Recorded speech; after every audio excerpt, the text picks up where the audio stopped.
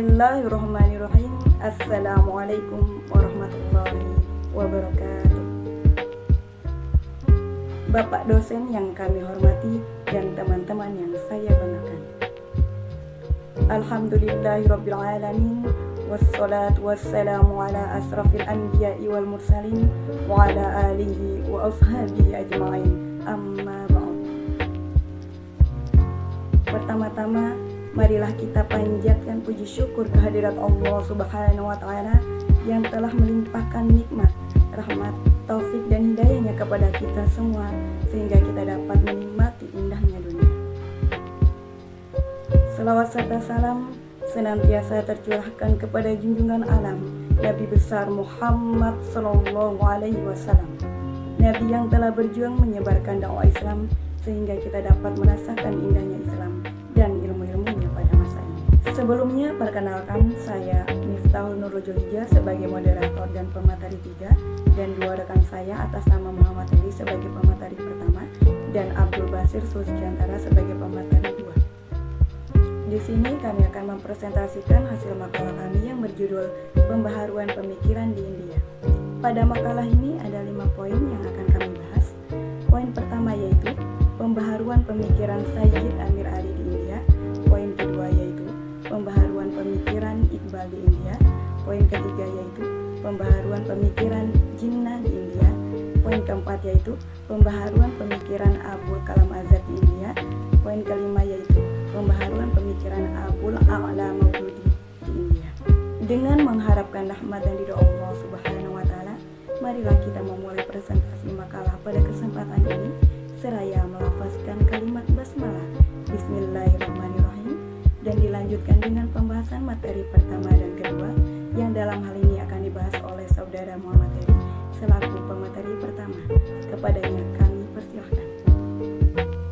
Bismillahirrahmanirrahim. Assalamualaikum warahmatullahi wabarakatuh. Terima kasih sebelumnya saya ucapkan kepada moderator telah memberikan saya waktu untuk menjelaskan materi. Di sini saya akan menjelaskan tentang pembaharuan di India yang dimana ditokohi oleh Sayyid Amir dari India, Sayyid Amir Ali dari India. Biodata lengkap tentang beliau adalah nama lengkapnya yaitu Amir Ali. Dia lahir di India 6 April 1899 Masehi. Dia berasal dari keturunan Syiah yang pindah dari Khorasan bersama dengan Nadir Shah dan menetap di India pada tahun 1736 Masehi. Nah, selanjutnya pokok-pokok pikiran Sayyid Amir Ali ini bisa kita ketahui melalui bukunya yang berjudul The Spirit Islam. Di sini ada 2 pikirannya, yaitu buku yang pertama menyangkut uraian apologi terhadap kehidupan Nabi Muhammad SAW. Di sini ada penjelasannya, yaitu pada bagian pertama dalam buku tersebut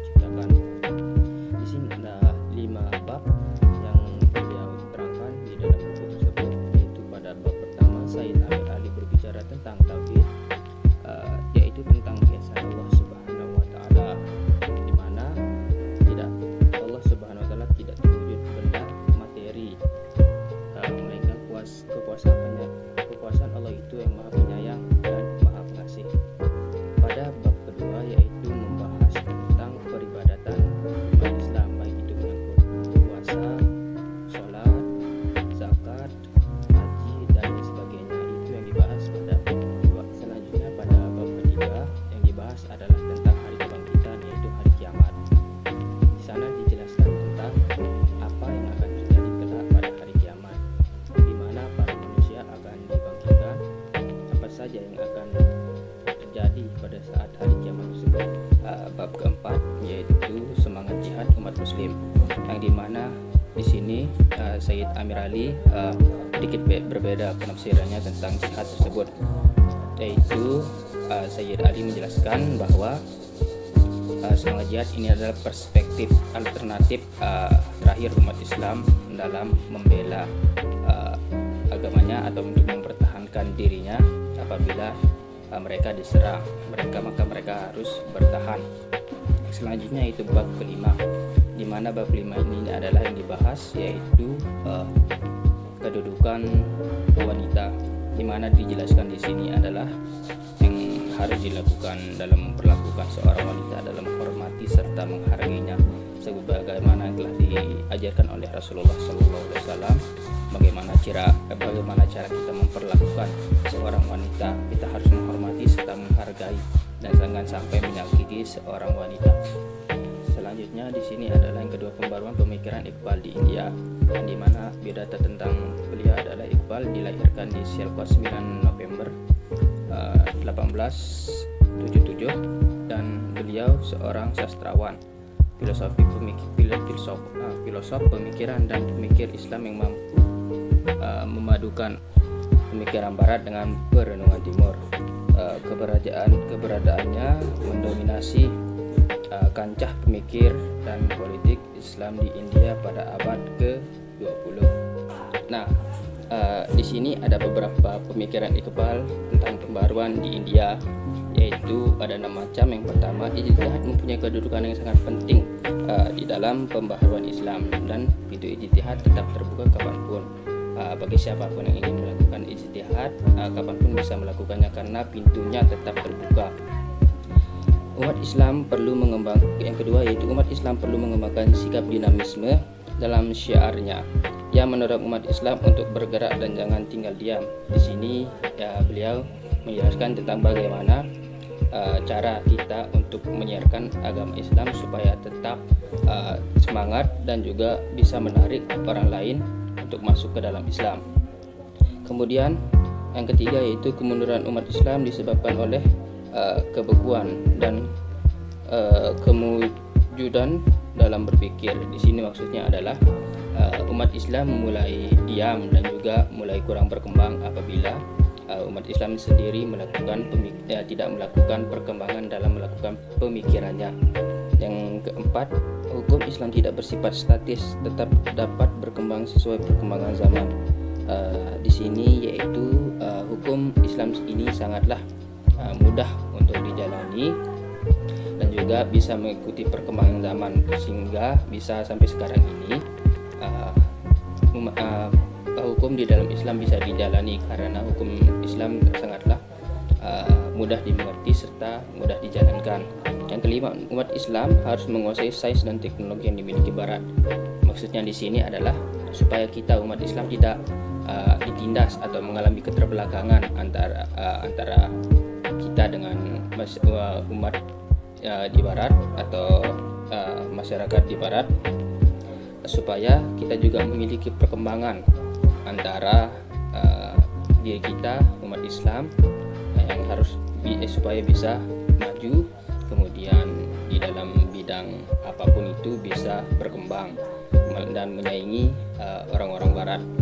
Yang keenam, yang terakhir di sini adalah perhatian umat Islam terhadap zuhud menyebabkan kurangnya perhatian terhadap masalah-masalah keduniaan dan sosial kemasyarakatan. Nah, di sini maksudnya adalah memang kita disuruh untuk melakukan zuhud, yaitu meninggalkan atau tidak terlalu mementingkan sifat-sifat keduniawian. Terima kasih kami sampaikan kepada saudara Muhammad Heri. Selanjutnya pembahasan materi ketiga dan keempat yang dalam hal ini akan dibahas oleh saudara Abdul Basit Sulkiantara selaku pemateri 2. Kepadanya kami persilakan. Assalamualaikum warahmatullahi wabarakatuh.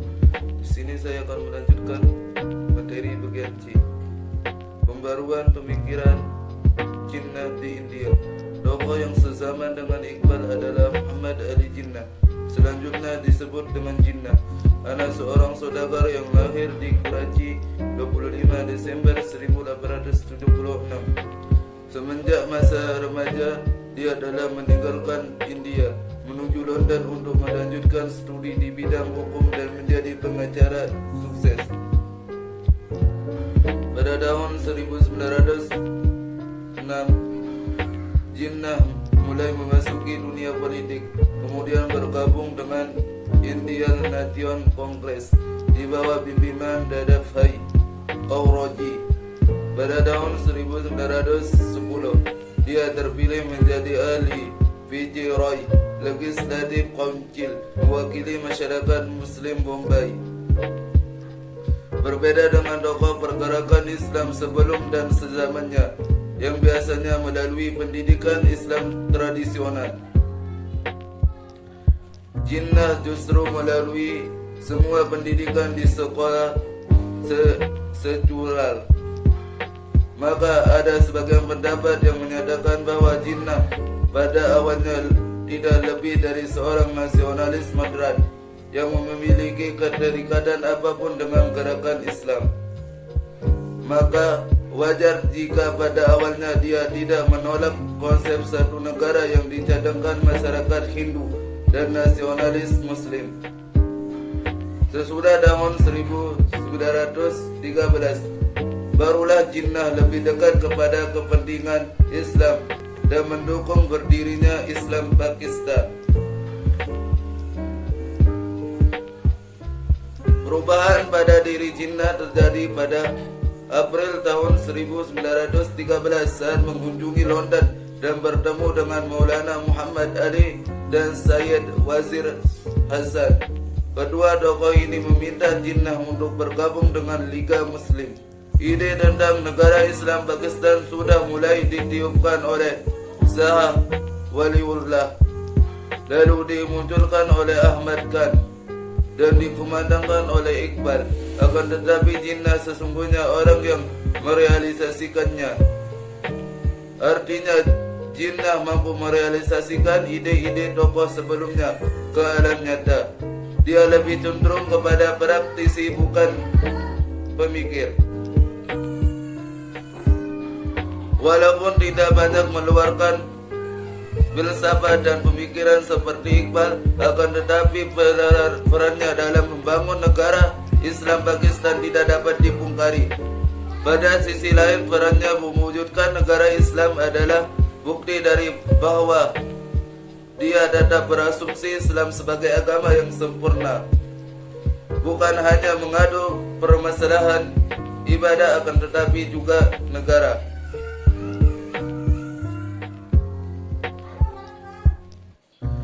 Pada hakikatnya pendirian negara Islam Pakistan yang merdeka pada 15 Agustus 1947 adalah klimaks dari perjuangan umat Islam di India untuk memiliki negara sendiri yang didasari keyakinan bahwa Hindu dan Muslim di India sesungguhnya tidak mungkin dapat bersatu karena agama, budaya, dan adat yang berbeda akan menjadi penghalang perpaduan bangsa di masa yang akan datang, seperti telah diramalkan oleh Shah Waliullah, Ahmad Khan, dan Iqbal. Kenyataan ini ternyata terbukti dengan berbagai konflik yang terjadi di antara umat Islam dengan umat Hindu, seperti peristiwa bulan Mei 1923 di Calcutta, Juli 1924 di Bakrid dan Gulburga, dan 2 April 1926 di Calcutta yang meninggalkan banyak korban. Bahkan pada tahun 1927 saja ada lebih kurang kasus pertumpahan darah. Penyebab konflik sudah sangat beragam, dari masalah sejarah, politik, agama, bahkan yang terakhir disebabkan oleh masalah ekonomi. Karena dari aspek terakhir ini, umat Islam berada pada tingkatan yang lebih rendah dibandingkan masyarakat Hindu. Namun yang jelas, benih konflik itu sudah wujud semenjak awal. dan peristiwa Mutini tahun 1857 merupakan salah satu puncaknya. D. Pembaharuan pemikiran Abul Kalam Azad di India. Abul Kalam Azad lahir pada tahun 1888 Masehi di kota Mekah. Abul Kalam Azad merupakan putra Maulana Muhammad Khairuddin, seorang ulama dan pemimpin India yang pindah ke Mekah setelah gagalnya pemberontakan 1857. Ia seorang yang berilmu dan penulis berbagai buku dalam bahasa Arab seperti Parsi yang dihormati oleh beribu-ribu pengikutnya di India. Pendidikan pertama diperolehnya di Mekah dan pendidikan selanjutnya di Al-Azhar Kairo. Setelah orang tuanya meninggal, ia pergi ke India dan menetap di sana untuk selama-lamanya.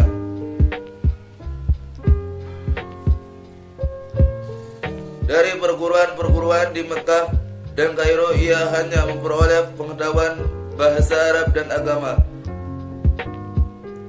Kepada pengetahuan ini, ia menambahkan pengetahuan bahasa Inggris dan ilmu-ilmu pengetahuan Barat yang dipelajarinya ada susahnya sendiri setelah berada di India. Ia tidak ingin menjadi ulama seperti orang tuanya, tetapi bercita-cita menjadi pengarang dan politikus.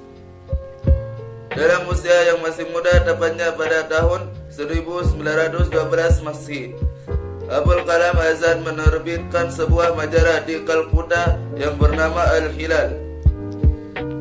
Pada mulanya sirkulasi majalah ini berjumlah 11.000, tetapi kemudian meningkat menjadi 25.000. Di majalah inilah ia mengeluarkan ide-ide mengenai agama yang pada waktu itu mengejutkan bagi golongan ulama. Al-Hilal juga mengandung ide-ide politik, dan karena serangan serta kritiknya yang tajam terhadap pemerintahan Inggris, majalah itu akhirnya dilarang terbit. Abul Kalam Azad meninggal pada tahun 1958 Masehi.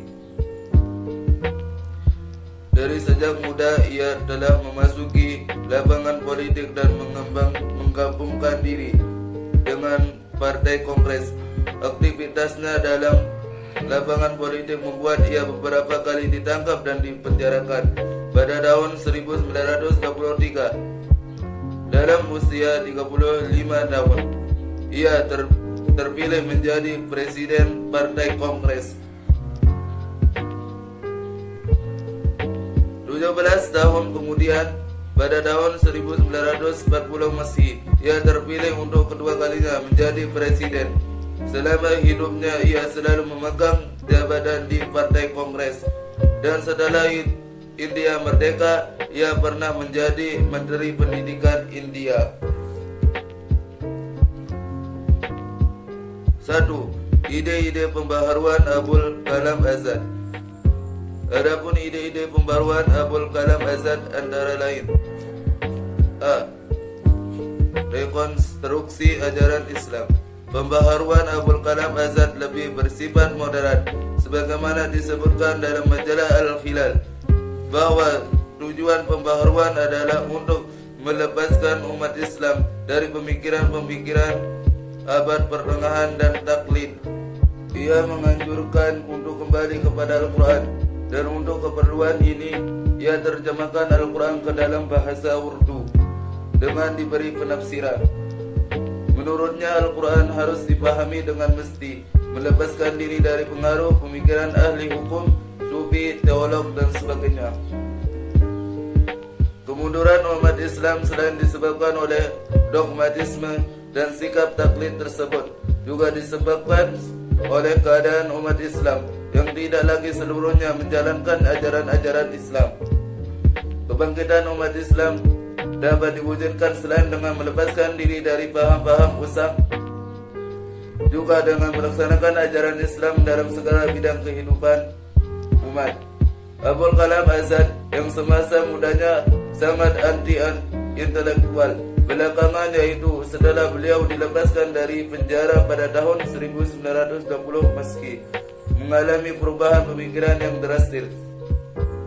Maulana Abul Alal Al-Maududi menulis mengenai perubahan pemikiran dan pergerakan Abul Kalam Azad sebagai berikut.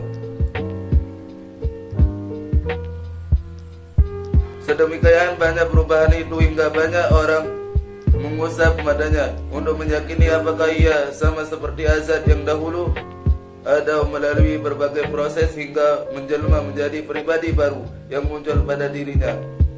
Abul Kalam Azad sekarang adalah 100% orang nasionalis India dan merupakan seorang penganjur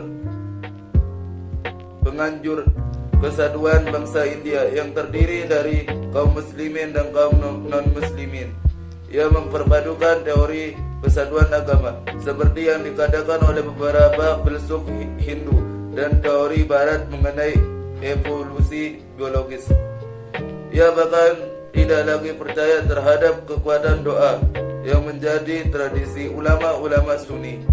Dalam karya beliau, Ubar-e-Kathir, di antaranya adalah Abul Kalam Azad menggugat paham ulama-ulama Al-Azhar yang pada tahun 1791 Masehi hingga menghentikan serangan Napoleon di Mesir dengan membaca kitab Sahih Bukhari. Ia juga mengkritik Amir Bukhara pada saat beberapa tahun kemudian mengharap untuk dapat mengalahkan Rusia dengan mengadakan khatam Ekawajagan atau tradisi spiritual subistik di masjid-masjid dan madrasah-madrasah. Abul Kalam Azad menjelaskan bahwa itu bukan sikap umat muslim pada puncak kebesarannya, dan ia mempertentangkan fanatisme Buddha dan umat Kristen yang melakukan perang salib dengan realisme dan kekuatan umat muslim di saat menghadapi mereka. Eropa adalah pelopor dari fanatisme agama, adapun umat Islam hidup dengan sains dan akal. Eropa mengharap untuk perang dengan senjata doa, umat Islam berperang dengan senjata dan api. 2. Nasionalisme India. Ide nasionalisme India Abul Kalam Azad ini bertujuan untuk mempersatukan India yang terdiri dari dua kubu besar yang saling berlawanan, yaitu kubu Islam dan Hindu. Nasionalismenya tersebut didasarkan pada pendapat bahwa semua umat Islam, umat manusia bersaudara, dan darah seorang non-muslim sangat tinggi harganya dengan darah seorang Islam. Berikut adalah pendapat Abul Kalam Azad mengenai penafsiran beliau terhadap Al-Quran tentang kesatuan antara kaum muslimin dan Hindu. Mengapa kaum muslimin harus bergandengan tangan dengan kaum Hindu dan pergolakan partai politik negara? Al-Quran telah mengizinkan kaum muslimin untuk kawin dengan wanita Yahudi dan Kristen. Sang suami akan mencurahkan segala kasih sayangnya kepada sang istri, dan tidak ada kaitan lain yang lebih disayangi daripada si istri. Jikalau Al-Quran melarang kaum muslimin mengadakan kontak dengan non-muslim, bagaimana bisa diperbolehkan kaum muslimin menjadikan mereka itu ada wanita non-muslim sebagai satu rumah tangga serta menyerahkan masalah duniawi dalam urusannya? Rasa takut umat Islam terhadap Hindu menurut Abul Kalam Azad tidak mempunyai dasar. Jika umat Islam ingin tetap hidup dan tidak tinggal di India, mereka juga harus berdampingan dengan orang Hindu sebagai tetangga dan saudara. Dan jika umat Islam masih curiga dan takut pada India merdeka, umat Islam haruslah berani untuk tahan dijajah terus-menerus oleh bangsa luar. Menurutnya, umat Islam harus bekerja sama dengan saudara-saudaranya dari golongan Hindu Sikh, Parsi, dan Kristen untuk membebaskan tanah air dari perbudakan. Umat Islam harus memperjuangkan untuk memperoleh hak dan kemerdekaan India. Abul Kalam Azad menyatakan, untuk tujuan kemerdekaan India serta adikasi sekarang ini, saya sepenuhnya setuju dengan semua alasan Mahatma Gandhi dan saya sepenuhnya yakin atas kejujurannya. Inilah kebulatan keyakinan saya bahwa India tidak akan memperoleh kekuasaannya dengan kekerasan tangan, dan sudah berani tentu pandangan seperti ini tidak patut untuk diterimanya. India bisa merdeka bukan melalui agitasi yang keras, dan kemenangan India sedemikian ini akan menjadi contoh yang selalu dikenang sebagai kemenangan kekuatan moral. Karya Abul Kalam Azad yang paling terkenal dalam mencari bukti-bukti keagamaan guna mendukung aktivitasnya itu ialah komentarnya yang tidak lengkap mengenai kitab suci Al-Quran dalam bahasa Urdu. Kesimpulan pokok dalam karyawan itu adalah bahwa semua agama itu sama sahnya dan hanya pengikut-pengikutnya yang telah menyimpang dan sesat. Ia menegaskan bahwa agama di dunia pada dasarnya adalah satu.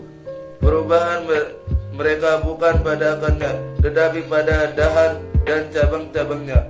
Bukan pada semangatnya, tetapi hanyalah bentuk luarnya saja. Seremoni serta ritus akan berubah terus bersamaan dengan masa dan tetapi Tuhan dengan kebijaksanaannya dengan sengaja telah menciptakan perbedaan ini. Agama semuanya adalah satu, hak hanya bentuk luar, ritus serta seremoninya yang berbeda, dan karena ini pula orang merasa bahwa agama yang dianutnya itu lebih tinggi daripada yang lain, dan karena itu pemecahannya tidak lain hanyalah lewat jalan toleransi. Abul Kalam Azad telah melihat bahwa banyak di antara umat Islam yang tidak sepaham dengannya tentang ide nasionalisme India dan politik bersatu dengan mayoritas Hindu dalam satu negara untuk menghadapi umat Islam dan organisasi Islam yang menentang ide dan politik tersebut. Abul Kalam Azad melihat perlunya kekuatan Islam yang ada di Partai Kongres disatukan. Untuk itu dibentuklah pada tahun 1929 kelompok nasionalisme Islam dalam Partai Kongres yang diketuai oleh Abul Kalam Azad sendiri.